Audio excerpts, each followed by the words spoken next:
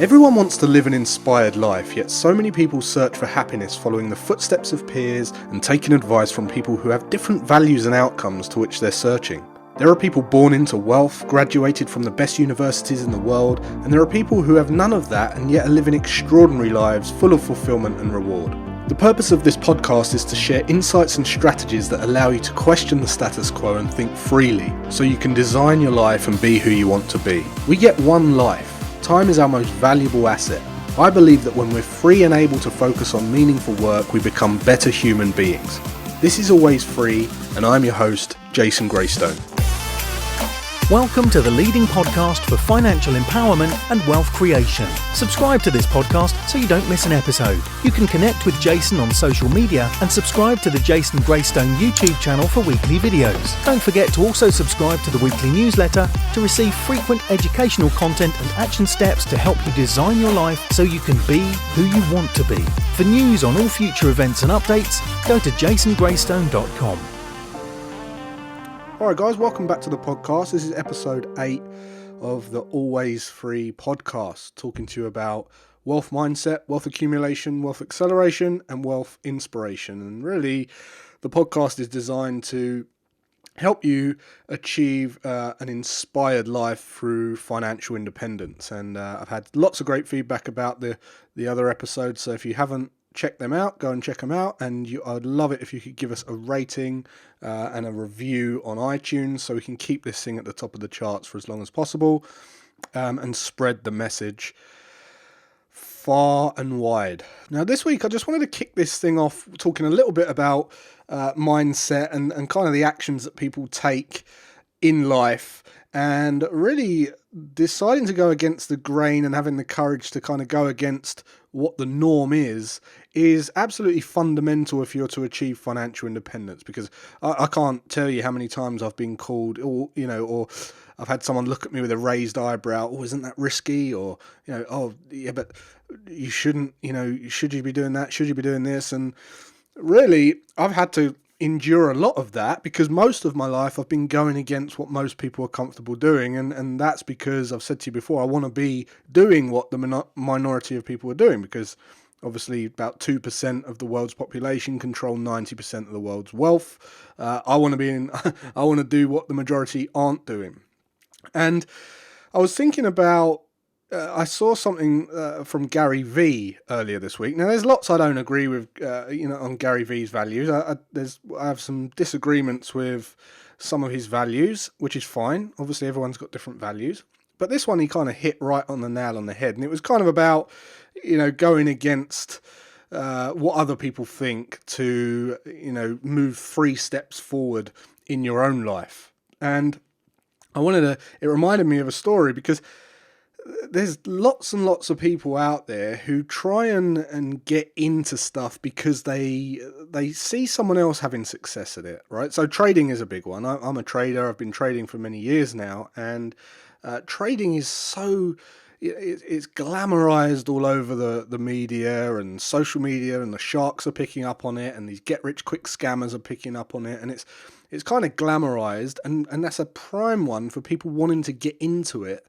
When they don't even know, they don't even know if it's for them or not. They don't even know if that's what they want. They just see someone doing well, or they might think, I want a Ferrari, or I want a private jet, or I want a model girlfriend, and they haven't really thought through what that would actually look like in their life. And they go after it, and they're chasing this thing, and they don't actually know what the consequences are. And they might find out that they actually don't, it's not for them. And it's so important to actually go after what you want. Because if you don't go after what you want, then, do you even know, once you get to where you're going, if you get to where you're going, that you're going to have that appreciation for whatever it is you get? I always say, there's things that we do. I always think back to school. When you was back in school, there were certain subjects that you really loved doing, and it was effortless, right? The homework got done because you'd done most of it in class. You rarely had homework because you did all the work in class. You would look forward to the lessons. You would go in, you'd get stuff done, and it was just effortless. And whereas there was subjects that you hated, and those would be the subjects where you're dreading it, right? Everything's a drag. You go in, you don't get all the work done, you struggle in the lesson, and then you get the homework, and then you can't complete the homework, and that's because you're not driven. Like, there's not a burning desire inside of you. There's no interest inside of you in that particular subject. And it's the same with trading, and it's the same with Ferraris and Lamborghinis and all them material things. If you don't actually really have a burning desire to have those things, and you're not actually interested in those things, chances are you're not going to be able to force yourself into doing it. And what you're doing is you're wasting energy and time. You're missing out on things that you could be focusing on and putting your attention on, and going all in on that. And I just want to tell you about a little story here, which I was speaking about the other day.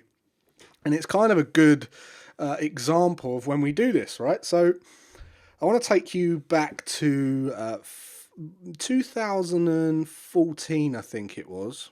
It might have been 2012, 2014, when the Harry Potter ride had just come out in Universal Studios in Florida. So they opened this massive park, Harry Potter World, Wizarding World of Harry Potter, and they opened this ride, this brand new ride. And we went to Florida that year, right? So me and my family, we arrive at Florida, and we went with Virgin Holidays, okay? So we land at the airport. And before we even, get out of the airport, we've got this rep coming up to us, telling us, waving these tickets in our hand, saying, you've got this free ticket for the Harry Potter ride. It's going to get you in early. You get in before the park opens. It's going to be, you're going to get in an hour early before anyone else is allowed to enter the park. I'm sure some of you guys have done this. And we're like, oh, okay, yeah, that sounds good. We'll book that in. We take the ticket. Anyway, we get to the hotel, and immediately we start planning the holiday, because we're thinking, oh, we better book this in, because what day are we going to get up extra early, go down to Universal, which was about a 45-minute drive from where we were staying. And we book it in, and we say, yep, we'll go Saturday or whenever it was. And we book it in, and then Saturday morning comes, right? We get up extra early. So we got the kids eat free buffet in the hotel kind of thing. They're stuffing their face with with waffles and pancakes and all that kind of stuff. Trying to fill ourselves up, because we don't know when the next time we could eat. Maybe it'll be lunchtime because of all the queues and stuff. And we head off to Universal Studios. Already like 30-degree humidity, right? And 100% humidity, 30-degree heat. Really, really hot. We go out in the car, we get to Universal Studios, and the sun's barely coming up, right? So the sun's barely coming up. And we get to Universal, and when you go up to Universal, there's already a crowd kind of gathering around the entrance to the park, and they kind of have these guards outside the park, to kind of get everyone together. And everyone's clutching this red ticket from Virgin. Everyone seems to have this ticket. And the gates open, right? They blow this horn, and imagine what the London Marathon looks like when they're lining up to start the race. That's what it was like. The gates open, it's like, and everyone starts running, legging it through the park, and the Harry Potter ride is right at the end of the park, right? Everyone's going, flying all past the bumper car rides and the other little hippopotamus ride and the octopus ride, and missing, like, going straight past all these other rides that are there, heading for the furthest ride. Of course, they built it in the furthest corner of the park, and if you've been there, I'm sure you know. And everyone's running to this Harry Potter ride, right, clutching their little band, their ticket. And we get to the ride, and we've got a queue for about 45 minutes anyway, because of the crowd has accumulated in the little queue. And you know what Florida's like if you've been. It's so, like, everything is exceptional. The attention to detail, they make the ride doesn't just start at the ride, it starts in the queue, and the queue goes into the castle and Hogwarts and all kind of through the Harry Potter school and all that kind of stuff, and it's all decorated. There's holograms and wizardry and all this stuff everywhere, and it's amazing, right? It's amazing. And you're looking around, and you queue 45 minutes. You get on the ride, and the ride's amazing. It's brilliant ride, okay? And then I get off, and I overhear someone saying, "What did you think of that?" And it was one of the kids saying to one of their dads, "What did you think of the ride, Dad? What did you think of the ride?" And he was like, "Yeah, it's okay. I haven't really seen Harry Potter though, so I don't really know the I couldn't really appreciate all of the stuff because I didn't know who the characters were, I didn't know what was going on." And then another person chipped in and said, "Yeah, I don't watch them either." And then I thought to myself, I've never seen a Harry Potter film. And it occurred to me that we don't necessarily buy what we want. We buy what other people want.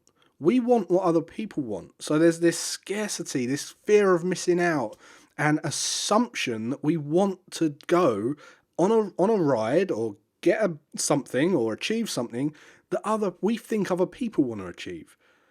And I could have done without the ride, to be honest. Looking back now, I missed out on all those. We could have queued up for all of those other rides. We probably could have got on 4 or 5, 6 other rides in that park, whilst everyone was on the Harry Potter ride, and we would have been done. Like we would have been on. Instead, we got off of the ride, and then all of the queues start accumulating on all the other rides, and we end up spending the entire day there, queuing for hours. And there were many rides there that I like we preferred the Harry Potter. So it got me thinking, and it got me thinking about how people kind of make decisions and assume that they want something when they haven't really, they haven't really looked at their life and how what they're going after is going to affect their life. But it also made me think about when people are sure about what they want. They do know what they want, but they don't go after it because of what other people might say or what the norm is meant to be. And I've heard many people say about kids, kids, when I was a kid, I fear for kids today. It's sad kids today. I feel sorry for kids today. We used to play outside. We used to have this. We used to watch the TV and then, play outside and blah, blah, blah, blah, blah. And kids today. Well, there's a benefit and a drawback to everything. That's just evolution. They don't think. You're only saying that because you're comparing it to what happened when you was a kid, and you don't have that anymore. And humans don't like change. That is, we just don't like change. We fear it. And if it's outside of what we know, all we say is, "Oh, that's scary. That's risky," or "That's sad. When I was a kid, I had this." And all you're doing by saying that is comparing it to what you know and what you had growing up. And what that does is it puts on pressure for people who are sure of what they're going after, but they stay in their lane. They don't step out. They dim their light and stay in their lane because they don't want to upset anyone, or they've got that doubt, that niggling doubt from when they was a kid, or everyone growing up that surrounded them and said, "This is the normal. If you do that, you're mad." And I just want to say, if people say you're crazy or you're mad, it doesn't mean you're crazy or mad. It just means that it's something that they have never tested before. They've never gone to do that before or endured that or tried it, and it's just not for them. It doesn't mean you're mad. The reason they say you're mad or crazy is because by doing so, they feel like if you just don't do it, you don't strive and you don't try and reach out and be more, you'll settle back into your lane, and it will stop them from feeling inferior for not trying it. And the reason it's important you don't listen to them is because if you want to achieve financial independence, you're going to have to go against what most people have advised you to do. And all these fears, you have to understand, all these fears and doubts have been put onto you by the strain of society throughout your life. When you're born with 2 fears only. That is the fear of falling from heights and the fear of loud, sudden noises. So that means that every other fear or doubt or strain that we've got on us has been put into us by society. It's been bled into us by society. And if you think back to when you was a kid, or the kids are playing in the back of the car, and you're on the way to the seaside or whatever, and they're shouting and they're excited, and you say, "Shut up, be quiet," right? A little bit of their heart is covered over, a little bit of their, they're like, "Oh, okay," and then they go to school, and then they kind of go for the football team and they don't get picked, or they get picked last, and another piece is covered over. And then they go on, a first date and they get stood up or they get dumped, and another piece is covered over. And then, and so on and so on and so on. And then through time, we're sort of controlled by this fear and doubt of society. And if you want to break out, if you want to get to where you want to go, you have to rise above all of that stuff. You have to go back to your fear of falling from heights and your fear of loud sudden noises, and that's it. Okay, obviously you're more aware as a human, and you've got a sense of danger, which is is good, because you don't want to be walking into the motorway, right? But you want to you want to rise above all of that fear, that smog, and you want to realize that whatever it is you're going after, you're going after. It doesn't matter what anyone else thinks. And as long as you're taking actions that are aligned with your values, you won't end up full of resentment, full of, regret. You guys maybe seen the property video that I did about renting and buying, and I was asking the people down the high street, what's best, renting or buying? They were going, I assume it's buying, or I've been told it's buying, and I think it's buying, or I've always led to believe it's buying. It actually works out. It depends what you want. It depends what your values are. If you value bringing up a family and you want security and a stable home and you don't want to move, then yes, that's probably the best option. If you want financial independence, it's the worst option. To buy a house to live in is the worst option for financial independence. And what happens is, because you've been told that all your life, you get down the line and you think, well, now I'm frustrated because I'm going to work every day to pay for an empty house, and I can't pay for my lifestyle with the house. The money's stuck in the house and I'm still going to work. And what Gary Vee was saying is, he said people are so, obsessed with what other people think of them, of the facade of doing well or having 2 extra spare bedrooms, that they won't sell their house, they won't go after their dreams, and they'll just continue to work for 40 years with regret. And it's because they're not going after with what's aligned with their values. For instance, if you was to go and buy a car, right, you would pick a car based on your values for the purpose of the car. If you want a BMW or a Volvo, the person buying the BMW might want a bit of a performance car, a sports car, a nice ride, whereas the person buying the Volvo wants safety, security, but they're both cars. They both do the same thing, except Volvo advertises safety and security, BMW advertises lifestyle and a sporty drive, and they're both cars. But it's what you value, right? It's what you value. If you've got young kids, you might want a Volvo. If you've got a hot girlfriend or husband, you might want a BMW. Okay? It just depends on your values. If you ended up going, do you know what? I really, really want some safety, and I want a lot of room in the car, and someone gives you a BMW and it's a bit jolty and you think, oh, well, this isn't very good. You're going to be frustrated. You're going to be bitter. And what people tend to do is they go around looking for tools that don't get them the result that they want. So it's a bit like, when someone goes to buy a drill, they're not buying a drill for a drill. They're buying a drill for a result. So they don't want the drill. They want the hole in the wall. And too many people go looking for tools that don't give them the result that they want. They get home, they get frustrated because it doesn't work.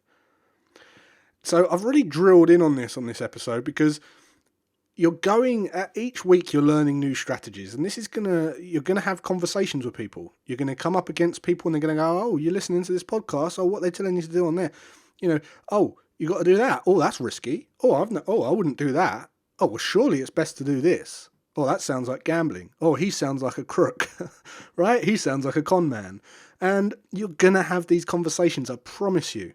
Everyone I've worked with and everyone I've given advice to has come to me and said, I tried to explain this to someone, they didn't get it, they thought I was taking risks, and of course they are, because they don't know, they're not aware, they don't know. So what they're doing is they're comparing it to what they were told, that has been embedded into them by society as well, from their time, and it's not in your best interest.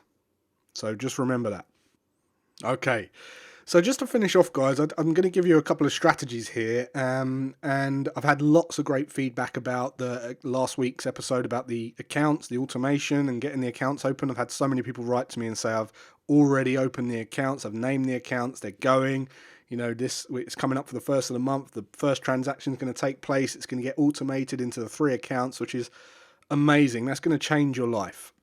And I want to kind of expand on that a little bit this week. So first of all, I'm going to say one of the things we shouldn't neglect is, and this is a really good strategy, and that's to get other people on board. So I mentioned talking to other people about this podcast. Tell other people what you're doing, and if they don't understand, ask them to listen to this podcast. Okay? If they don't want to listen, then fine, but just tell them what you're up to. Tell them, get them on board. Say, listen, I'm controlling my expenses. I don't want to go out. Like what I did with my friends when I lived in Sutton, I moved to Leatherhead. Just get them on board. Say, this is what I'm up to. I really appreciate your support, or maybe you can do it. Set up like a little group. Get them on board and all do it together. Track your expenses, go and optimize, prepare a spreadsheet. And go and do it together. By getting other people on board, it relieves that social pressure and they'll respect you for it. You know, it'll be a conversation that you have. It might go against some of the, oh, that's risky, or what you're doing, you know, oh, don't live like a pauper, all that kind of stuff. But once it's out there and you've got them on board, it will relieve you of pressure. And you will find that other people will get on board. They'll soon ask what you're doing and they'll soon asking how you did it.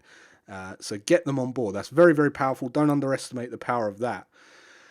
But second of all, I want to expand on what I said yesterday, and that was kind of when I said about the 3 accounts. What I want to talk about is the savings account, okay? Because what that's going to do, we're going to start building a buffer of living expenses that's going to be held in either the saving account or living account or split between the two, to whoever how you feel comfortable.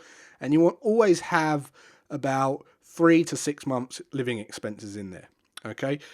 What I want to talk about is increasing the savings. Okay, so I want to talk about increasing the savings account by 10% every 3 months. So you're already saving 10%, which is a bit of a strain, and you've kind of put a little bit of a tap on your expenses, and you're already tracking your expenses and optimizing those, so it's fine. But what happens is after about 3 months, you adapt to it, you become used to it, and it doesn't feel as much of a strain anymore. So what you want to do then is you want to go and increase those savings by another 10%. So I'm not saying like add 10%, I'm saying increase it by 10%. So on month 1, you're going to increase it by 10%, okay? And then on the 4th month, which is 3 months later, you're going to increase it by 11%. So you're going to go up to 11%. 10% of 10 is 1. So you add the 1 to the 10, and that's 11. And then you're going to go 7 months down the line, 3 months later, and you're going to go, right, now I'm going to increase it by 10% again. So you'll go up to 12.1%. And what that will do is every 3 months, every quarter, you're going to get used to that little pinch at the start of the 3 months. Then you're going to get used to it. It's a small enough amount that it's not going to cripple you or really ruin your life. And you're going to get used to it. But what it also does, it slowly turns off the tap to your living expenses, which makes you want to go and earn more money. You become more creative. You become more driven to go and increase your income. Okay? And you can't underestimate the power of these intangibilities. You will slowly turn off the tap on your living because you're going to increase your savings. And what that will do is force you to reduce your living expenses at the same time. So what I want you to think about is increasing your savings every 3 months by 10%. And what you can do is set a little alarm on your phone. I have mine every single 3 months on the 1st of the month. It comes up on my phone, says increase your savings. So you go onto the bank. Instead of the 10%, you add 10% to it. And then add 10% to that. And then add 10% to that. And so on. And the idea is that you keep increasing this thing forever. Okay, and when you get to about 50% and you're saving 50% of your income, which is going to grow, by the way, I'm going to talk to you about growing your income. When you get to about 50%, you are in a very, very powerful position. You're saving, you're going to start investing that. You could even start trading and speculating if you're into that. And you're in a very, very powerful wealth acceleration mode at that point. So have a think about that. Hopefully, if you didn't get set up the 3 accounts, go and do that. And there's no excuse for not doing this. It's very easy to do. You can put a note in your phone, put a reminder in your calendar. In fact, if you've got an iPhone, you can... In fact, where's my phone? Hold on a sec. We can just do this. Hey, Siri, remind me to increase my savings by 10% every 3 months. Okay, I've I've created a recurring reminder about increase my savings by 10%. There you go. It's as easy as that. And every 3 months, that's now going to remind you to increase your savings by 10%, which is going to increase your wealth and move you closer to financial independence. So I hope you enjoyed this episode, guys. It's heavily related to mindset. I really do want to focus on that on these early episodes to break you out of the status quo. Start questioning everything, question everything. If you haven't seen the video I did on renting and buying, you can watch that on YouTube. It's on my YouTube channel. Just type in renting versus buying and you'll see the video there. But you'll see the people that I asked and you'll see how most people, you can relate to how most people just go about their daily life basing their actions off of someone else's values, what someone else wants. And to be always free, you want to go after what you want. You want to design your life and be who you want to be, not what someone else wants to be. So thanks for listening, guys. Give this a rate, give this a rating and a review if you haven't already. And have a great rest of your week and weekend. And I look forward to seeing you next week.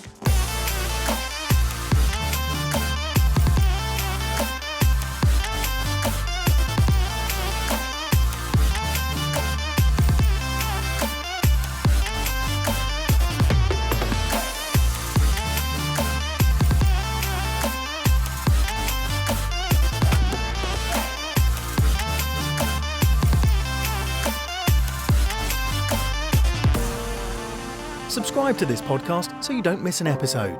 For news on all future events and updates, go to jasongraystone.com.